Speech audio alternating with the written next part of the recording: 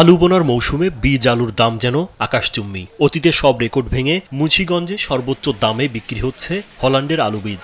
এর পেছনে ডিলারদের কারসাজি রয়েছে বলে অভিযোগ উঠেছে। এতে ক্ষুব্ধ স্থানীয় কৃষকরা। বর্তমানে আলু বীজ বক্স 50 কেজির বস্তা বিক্রি হচ্ছে 26,000 থেকে 30,000 টাকা দরে, অথচ আমদানিকারক থেকে এই আলু কেনা হয় 11,500 টাকায়। স্থানীয় প্রশাসন থেকে সর্বোচ্চ 15,000 টাকা দরে এই বীজ বিক্রির নির্দেশনা রয়েছে, তা সত্ত্বেও তা মানছে না কোনো ডিলার। এমন পরিস্থিতিতে হতাশ কৃষক। অনেক ডাবল।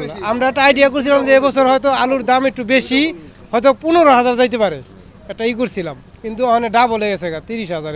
স্যান্ডেলিনা সো রূপচর্চায় আভিজাত্য। ইঞ্চি 13,000 করিয়া অনে হেডি 27,000 টাকা দিয়ে লইছি। এরপরও পাই না বাক্স 50 কেজি বাক্স 27,000 টাকা দিয়ে লইছি। এক এক বাক্স 27,000। আমরা কৃষক মহিলা দিতেছি গে এইবার। কৃষক আমাকে হাড় মাংস সব খাইয়া লাগতেছে সিন্ডিকেট করে ব্যবসা কইরা। কৃষকের অভিযোগ, গত বছর এগ্রো গো বক্স প্রতি আলু বীজ বিক্রি হয়েছে 8 থেকে 10,000 টাকায়। তবে এবছর সিন্ডিকেট করে 3 গুণ দামে বিক্রি করছে ডিলাররা। তারা বিভিন্ন গোডাউনে বীজ স্টক করে সংকট দেখাচ্ছে। এদিকে টাকা বেশি নিলেও স্লিপে নির্ধারিত দাম লিখেই ডেলিভারি দেয়া হচ্ছে এসব আলু বীজ। আমি ভাই আগে আলু 12 বাক্স নিছি, এটা নিছি 13,000 টাকা, ঠিক আছে। এখন আজকে নিতে আইছি 27,000 টাকা, আমার মেমো করে দিছে 15,000 টাকা। সকালবেলা গেছিলাম 30,000 চাইছে, পরে 27,500 টাকা দিয়ে নিছি। আমাকে মেমো করে দিছে, মেমোর ভিতরে টাকা উঠাই দেয় নাই, মেমোর টাকা কোনো অঙ্ক বসায় নাই। এখন আবার আমার প্রয়োজন গেছি, এখন অনেকে বলতেছে নাই, আর অনেকে বলতেছে যে 30-32 এরকম। ডিলাররা সব অভিযোগ অস্বীকার করে জানান, আলু বীজের আমদানি কম ও হাত বদলের কারণেই এই অবস্থা। পাশাপাশি বিভিন্ন ডিলার থেকে ছোট ছোট ব্যবসায়ীরা বীজ নিয়ে বিক্রি করে, তাই দাম একটু বাড়তে পারে। কথাটা এরকম সত্য না, মানে এটা সঠিক না, ঠিক আছে। এটা বললাম যে বীজ সংকট হওয়াতে ডিলাররা বিক্রি করছে, মনে করেন দেখে 13,000, আবার আরেকজনও নিচে মনে করেন এটা 5-7টা বা 10টা নিয়ে রাখছে, ঠিক আছে। 3-4টা হাত হওয়াতে একটু দাম বাড়ছে। আমাদের কাগজ যেগুলা ডেলিভারি দিতেছি, যে লেখা আছে এখানে, আমরা যেটা বিক্রি করছি সেটা আমরা তো দিতেছি, মেমো আছে।